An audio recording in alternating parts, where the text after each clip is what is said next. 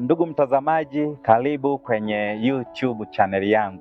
Naitwa Dr. Kahibi Bernard, daktari bingwa wa magonjwa ya uzazi na kizazi.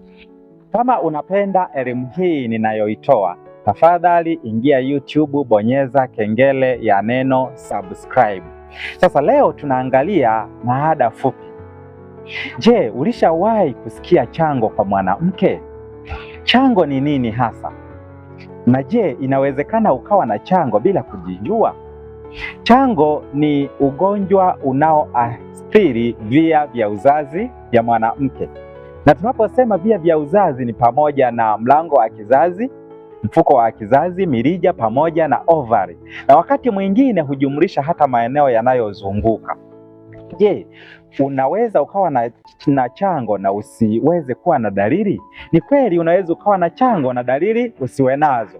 Sasa dalili ambazo unaweza ukaziona ni pamoja na hizi zifuatazo: maumivu makali wakati wa kufanya tendo la ndoa, lakini pia maumivu makali ya tumbo la chini, na wakati mwingine maumivu makali wakati wa hedhi. Sasa je, unaweza ukafahamu madhara ya chango?